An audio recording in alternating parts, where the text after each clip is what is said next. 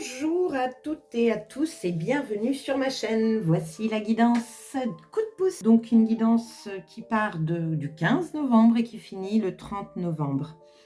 Donc cette guidance est faite pour nos amis vierges en signe solaire, en ascendant ou en lunaire. Donc chères vierges, n'hésitez pas à aller voir déjà votre tirage global, votre signe ascendant, votre signe lunaire bien entendu pour compléter ce tirage. Vous avez également sur mes réseaux tout ce qui a trait au grand portail énergétique actuel qui va jusqu'au 29 novembre, mais à titre informatif parce que ça fait un 11, mais je pense que de toute façon là on est parti dans un nouveau cycle de dingue. Donc, mais allez voir, ça va vous donner des informations et ça va vous éviter d'être un peu trop chahuté. Voilà. Alors, qu'est-ce que vous aviez eu sur ce mois de novembre, vous déjà? Donc, en énergie générale, vous aviez la Lune. Donc, ça peut parler d'émotions.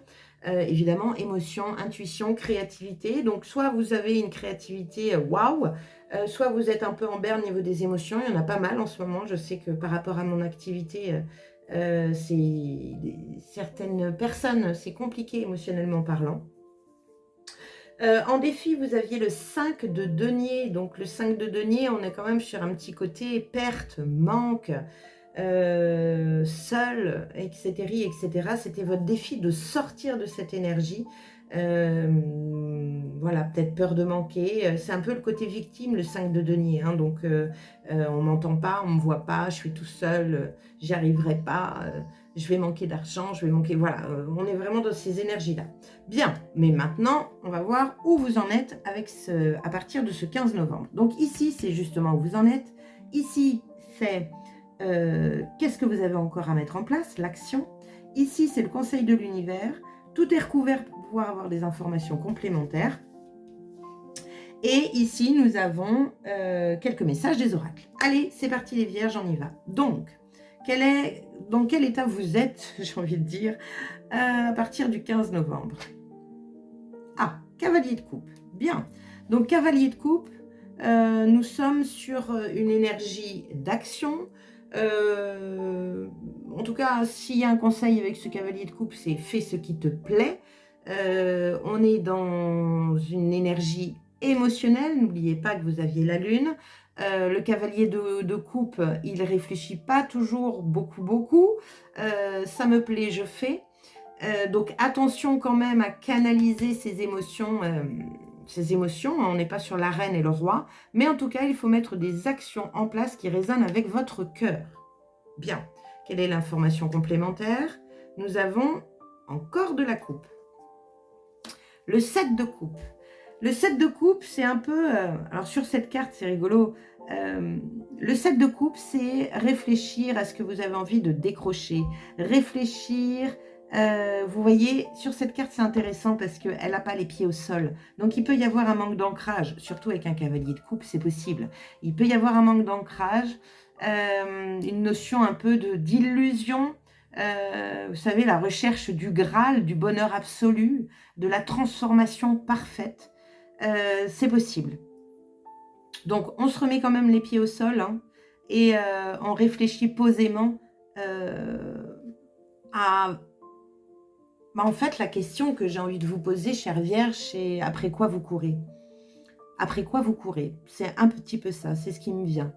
Donc, il faut se poser là. J'ai la sensation qu'il faut se poser. On va regarder les autres cartes, on va voir ce que ça donne. Donc ici, c'est vos actions encore à mettre en place sur cette deuxième partie de novembre. Nous avons la justice. Bien. Tout de suite, moi, ce que j'ai envie de vous dire avec cette justice, c'est faites preuve de discernement. Il peut y avoir de ça. Faites preuve de discernement. La justice, elle est quand même concrète, factuelle. Elle se fie sur des preuves.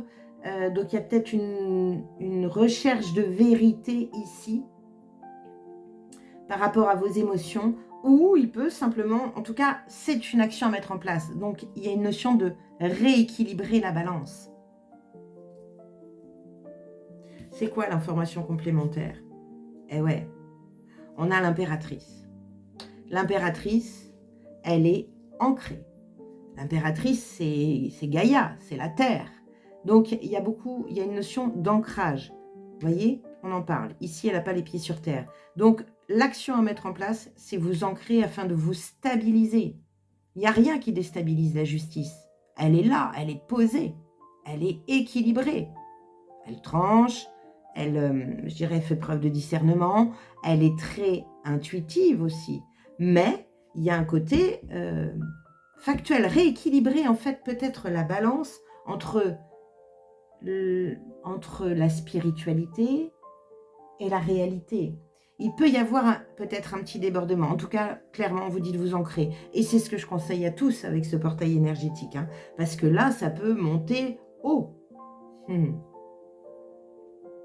Bien. Quel est le conseil de l'univers pour vous? Les amoureux. Donc, le conseil de l'univers, c'est qu'il y a une notion... Alors, bon, initialement, l'amoureux, c'est le choix, c'est la décision. Et on tergiverse. Alors, certains vierges peuvent se dire, j'en ai marre d'être sur Terre, moi je veux être connectée, je veux tout ce qui est subtil, je veux monter. C'est possible.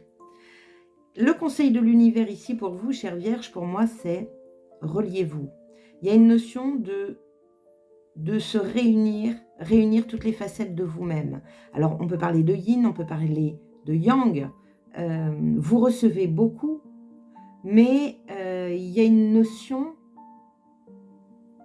de ne pas... comment expliquer ça? De ne pas trop donner d'un côté et pas de l'autre. Il y a un déséquilibre ici.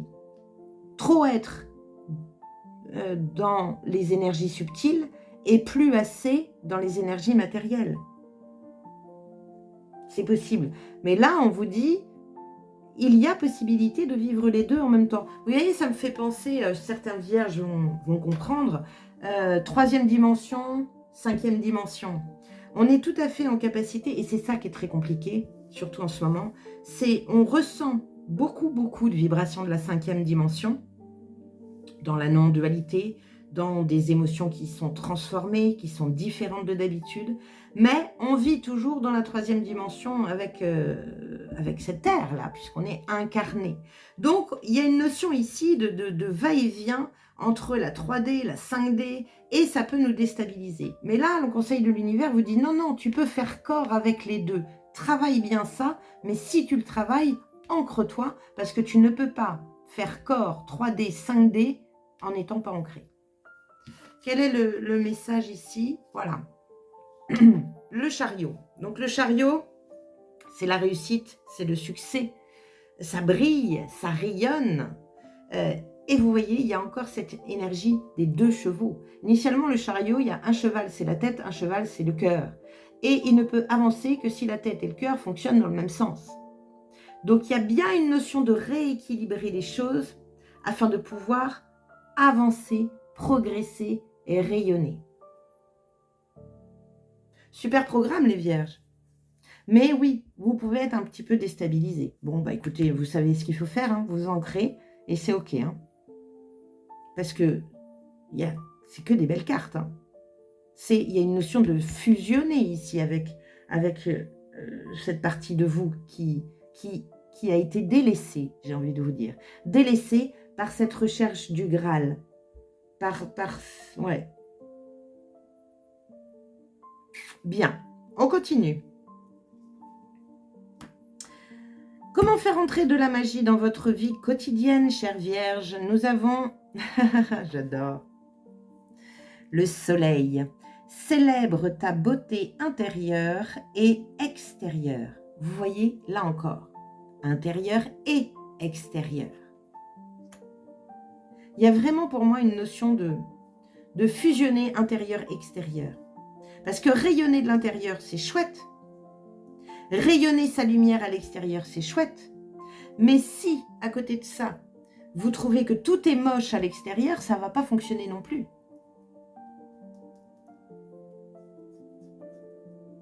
Vous allez vous épuiser, en fait.